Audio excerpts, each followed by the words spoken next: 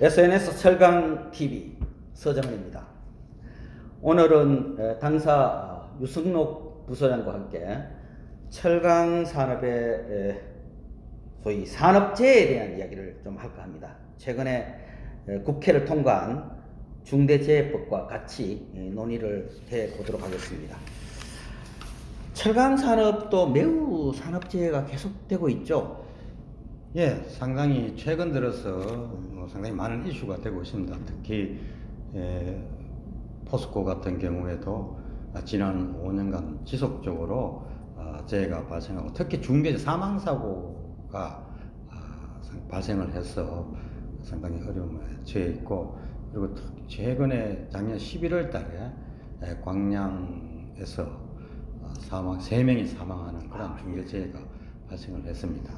그리고 현대제철도 얼마 전에 제강로에 사람이 빠져서 사망하는 그런 사고가 있었습니다.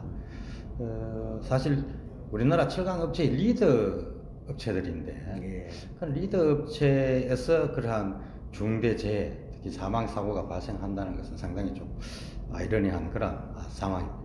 예. 사실 철강 산업의 특성상 그런 재해라는 것이 좀 불가피한 측면도 없는 건 아닌 것 같아요. 그러나 그것을 어떻든 지금은 우리는 좀 너무 높다. 예, 모든 사실 아시겠지만 철강 회사의 설비들이, 공장 설비들이 전부 중량물이고 고온이고 또 고소 작업, 높은 곳에서 작업해야 되는 그런 상황이기 때문에 사고의 가능성이 매우 높습니다. 조금 전에 현대나 포스코라는 기업을 들어서 설명을 해주셨습니다만, 우리나라의 전 산업 전체를 놓고 보면 연간 2,000명 이상의 산재 사망이 있다고 합니다. 이게 사실 참 엄청난 숫자인데, 그 중에서 이렇게 좀 철강과 관련된 산업 쪽으로 좀 좁혀서 이렇게 나온 통계도 있습니까? 제가 산업안전보건공단에서 나온 통계를 봤는데요. 전체 산업에서는 말씀하신 바와 같이 한 2,000명 이상 정도 이제 사망사고가 작년에 발생을 했고, 그런데 조금씩 전체에서는 조금씩 줄어들고 있습니다. 사망자 수가. 그런데 그러나 절대적인 수준은 원체 OECD 그렇죠. 국가 중에서도 상당히 너무 높은 수준이 있는 높은 것 같습니다. 수준입니다. 그래서 일단 철강업 단독으로는 재해 관련된 통계가 안 나와서 보면 기계, 기구, 비금속, 광물 및 금속 제품, 어떻게 보면 철강 및 관련 산업이라고 할 수 있죠. 그 업종에서 2018년에 사망자 수가 213명이었는데 2019년에는 246명으로 오히려 33명이 증가했습니다. 그쪽은 조금 늘어나는 어떻게 보면 상당히 시대 흐름하고 조금 맞지 않는 그런 상황이 되고 있습니다. 그 말고도 다른 지표로 우리가 산업재해율 이런 걸 볼 수도 있죠. 산업재해율 같은 경우도 전체 종업원 수에서 산업재해를 몇 명이 당했느냐 하는 그런 건데, 사실 산업재해율은 우리나라가 크게 높지는 않습니다. OECD 국가의 국가별 비교 통계를 봐도 우리나라가 전체 하위 5위권 정도, 그래서 상당히 낮은 수준에 있습니다. 그런 반면에 사망률은 상당히 높습니다. 사망률은. 어떻게 보면 우리나라가 상당히 중대재해에 약하다. 전반적인 재해 환경은 개선됐지만 중대재해와 관련된 그런 안전 문제는 좀 취약한 것이 아닌가 하는 그런 생각입니다. 철강 금속 관련된 업종에서는 산업재해 숫자가, 산재 사망률이 계속 이렇게 숫자가 높아지고 있고, 또 특히 더 주목할 것은 이쪽은 사고가 나면 하여튼 대체로 사망 사고가 많다, 중대재해가 많다, 이렇게 철강과 관련된 업종의 산업재해에 대해서 우리가 얘기할 수 있겠군요. 그래서 최근 우리 사회에 이런 많은 산업재해 문제가 어쨌든 그동안에는 이렇게 좀 수면 아래 있다가 최근에 와서 이제 많이 이렇게 표면화되고 있고, 그래서 기존에 이런 부분을 다뤄왔던 산업안전보건법에 더해서 최근 국회에서는 중대재해법이라는 것을 통과시켜서 이런 부분들을 계속 강화하고 있습니다. 그래서 최근에 만든 이 중대재해법은 도대체 어떤 특징적인 내용을 담고 있죠. 예, 이제 특징 내용을 보면 산업 안전보건법하고 크게 다른 게 거의 뭐 기업 입장에서는 한 세 가지 측면에서 볼 수 있겠습니다. 차이점은? 예, 차이점은 기업 관점에서 보면 그 처벌 대상 기준에서 보면 산업안전보건법에서는 행위자에 대해서 이제 주로 그 처벌을 했는데 중대재해처벌법에서는 사업주하고 그 다음에 경영 책임자까지도 처벌하는 그 처벌의 대상을 좀 더 확대를 한 거죠. 그리고 두 번째로는 그러니까 앞에 말씀은 결국은 그 현장 소장이나 안전관리자 정도 선에서의 어떤 책임에서 그렇습니다. 최고 경영자 선의 책임으로 이렇게 올리는군요. 그렇죠. 상향시켰죠. 그렇게 함으로써 결국은 그 최고 경영자 선에서 부담을 느낌으로써 안전 투자도 하게 만들고 안전에 대한 인식도 높이는 이런 생각을 하는 거군요. 특히 안전 투자와 관련해서 특히 비용이 들어가는 그런 그 요소기 때문에 아마 최고 경영자가 상당히 의사결정을 해야 되는 상황입니다. 안전관리 책임자가 결정을 하는 것이 아니고 그 투자에 대해서는 그래서 아마 그 처벌의 대상 범위를 최고 경영자까지 높인 것 아닌가 하는 그런 생각입니다. 최근에 포스코 최정우 회장님께서도 이런 안전 투자에 대한 의견을 많이 내고 계시죠? 예, 최정우 회장이 출범하고 나서부터 사실 안전에 대한 의식 그걸 상당히 강조를 했습니다. 그리고 투자도 상당히 많이 한 것으로 알려지고 있습니다. 취임하자마자 약 1조 1000억 정도를 안전 예방 투자에 투자를 하겠다. 3년 동안 그렇게 했었고 다양한 그런 활동들을 했었다고 할 수 있습니다. 또 그럼 또 다른 특징은 어떤 게 있습니까? 예, 그리고 다음에는 이제 사망 시 처벌을 어떻게 할 거냐. 처벌의 어떤 수위가 상당히 높아졌습니다.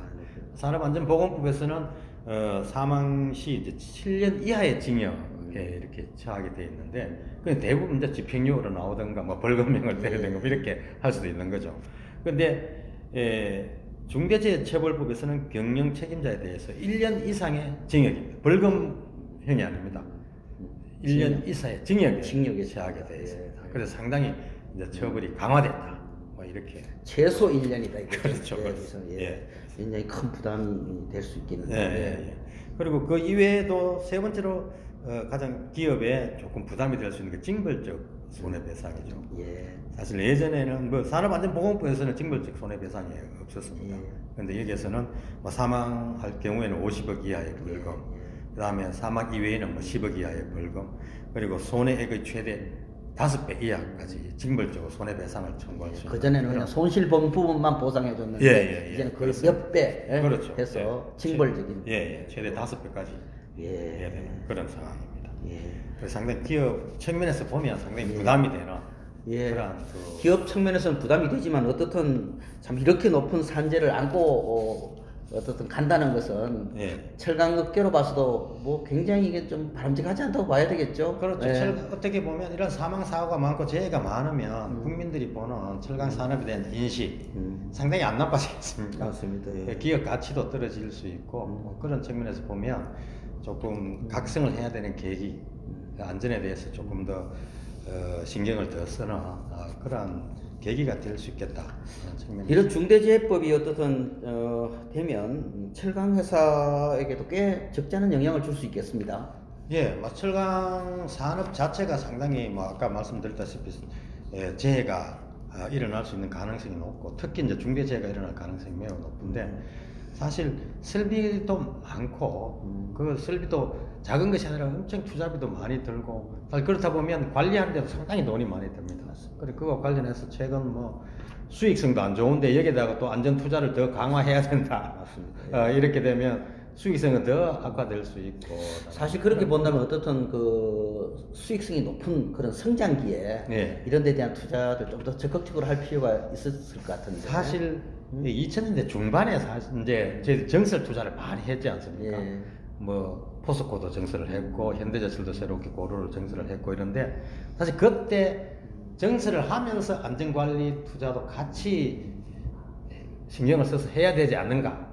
지금은 생각도 좀 있습니다. 지금은 어떻든 설비도 상당히 노후화된 상태에서. 지금은 상당히 노후화돼. 이런 또 철강사들의 수익성도 계속 떨어지는 상황에서 이런 안전 투자를 계속 한다는 게 경영자로서는 부담이긴 하지만 또 한편으로 생각하면 사회 전반은 예. 사람의 인권의 존중, 인간의 존엄성 문제는 또 결코 우리 특히 간과할 수 없는 예. 매우 중요한 또 가치로 오르고 있지 예, 않습니까? 예. 맞습니다. 근데 그 양자 사이에 정말 기업이 어떻게 균형을 잡아가느냐. 저는 철강업계 입장에서 특히 철강업계뿐만 산업계 입장에서도 사실 이러한 중대재해처벌법을 조금 더 긍정적으로도 한번 바라볼 필요가 있다. 반대도 충분히 있을 수 있지만 또 긍정적인 측면에서 한번 바라볼 수 있겠다라는 생각이 듭니다. 왜 그런가 하면 사실 안전 투자와 관련해서는 안전과 관련해서는 어떻게 보면 시장의 실패라고 볼 수도 있거든요. 또 저희들이 환경 오염이 많이 생기는 거와 마찬가지로 기업들이 환경 투자를 할 필요가 없죠. 환경 투자가 비용이니까 되도록이면 환경에 대해서 투자를 적게 하고 그것이 거의 사회적 비용으로 가는. 그리고 사실 또 지금까지 처벌이 약하다 보니까 안전 투자에 대해서 조금 약간은 등한시하지 않았는가. 그래서 그 비용이 사회적으로 가고 혹은 다른 뭐 하도급 업체가 간다든가 뭐 그런 어떤 시장의 실패 차원에서 좀 바라볼 필요가 있겠다. 그런 차원에서 조금의 중대재해법이 그러한 시장의 실패를 보완하는 그러한 취지도 있다. 그렇게 받아들였으면 좋겠다는 생각이 그렇습니다. 그런 측면이 있을 것 같습니다. 그러나 근본적으로 사실 이 철강 산업에 있어서 산업재해라는 것은 보면 대체로 이제 산업이 이제 성숙기를 지나가면 산업재해 문제와 노사 문제가 그렇죠. 환경 문제가 얽히면서 산업이 후퇴하는 이런 양상을 많이 보이고 있거든요. 그래서 사실 어떻게 보면 약간은 이제 불가피한 측면도 있는데 좀 바람직하기는 사실 이 제조업의 비중이 좀 낮아지는 게 매우 좋거든요. 제가 보는 데는. 그렇죠. 근데 지금처럼 우리나라처럼 높은 제조업의 비중을 가지고는 산업재해 문제도 근본적으로 해결하기는 좀 어렵지 않나. 예, 사실 산업 구조가 지속적으로 정보통신이든 뭐 서비스 업종으로 계속 이제 구조적으로 이제 전환돼야 될 필요성도 있고 그럼에도 불구하고 아직까지 우리나라의 기반을 가지고 있는 것이 전통 제조업이기 때문에 그 산업 구조가 일어나는 과정에서는 지속적으로 지금부터는 안전 혹은 그 사람을 좀 더 존중하는 사람의 가치를 더 존중하는 식으로 경영이 이루어져야 된다라는 것이 맞다. 스마트 팩토리나 자동화 이런 게 되면 산업재해도 좀 줄어들 수 있을까요? 줄어들 가능성이 높죠. 근데 저는 지금까지 이제 우리나라 철강업체들이 스마트 팩토리를 상당히 많이 추진을 했고 거기에 대해 투자를 많이 했습니다. 근데 그 중심이 조금 효율성에 있지 않았는가? 맞습니다. 그죠? 만약에 스마트 팩토리도 안전과 관련한 분야에 더 많이 됐었으면 재해가 그렇게 지속적으로 일어나지 않았을 가능성도 있다. 따라서 조금 더 스마트 팩토리를 하면서 스마트 안전도 동시에 좀 더 적극적으로 할 필요가 있겠다라는 그런 생각입니다.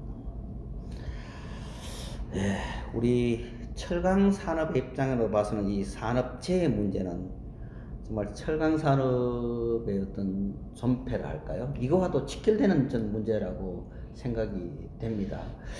또 현실적으로 한편으로 보면 이것이 또 비용의 문제이기도 하고요. 또 한편으로는 인간 존중의 문제이기도 하고. 그래서 어쨌든 이 균형을 잡기가 쉽지는 않습니다. 특히 최근에 한국 철강 산업은 이제 성숙기를 지나가면서 이런 수익성이 떨어지는 단계에 있고, 그러나 철강 산업도 어떻든 그동안은 매우 설비 중심에서 이제는 사람 중심으로 지식 중심으로 굉장히 소프트화되는 그런 경향을 보이고 있거든요. 그런 측면에서 보면 인간의 또 존엄성은 또 매우 중요한 가치를 갖는 게 아닌가 생각합니다. 예, 사실 우리나라 경제 전체적으로 봤을 때도 그렇고 발전 단계성으로도 봤을 때 그렇고 지금까지는 설비 확장, 생산 중심, 효율성 중심 뭐 그런 식으로 기업들이 경영을 했고 거기에 가장 그 우선순위를 뒀다면 앞으로 우리나라가 진정한 선진국이 되려고 하면 되기 위해서는 좀 더 가치, 인간에 대한 가치, 사람에 대한 가치를 좀 더 강화시킬 필요가 있겠다. 그 그렇지 않으면 진정한 선진국이 예. 되지 못한다. 그리고 또 이게 안전 투자를 이제 투자만 또 시설 투자 혹은 뭐 설비 투자, 안전 시설, 뭐 안전 설비, 안전 장비 뭐 이런 시설 투자만을 중심으로 해서 조금 그 안전 투자가 이루어지는 것 아닌가라는 생각이 들고요. 그런 쪽으로 바뀌기 위해 체질을 바꾸기 위해서는 기업 문화 예. 차원에서 기업 문화가 안전을 가장 최우선시하는 문화로 바뀌어져야 될 거죠. 그 체질을 바꾸지 않고는 아무리 좋은 설비를 갖다 놓는다 손 치더라도 이 재해는 줄어들지 않을 수 있다. 그런 생각. 예. 오늘 유승욱 박사님과 함께 철강사의 산업재해에 대해서 매우 어려운 주제입니다만 같이 이야기 나눠봤습니다. 감사합니다. 네, 감사합니다.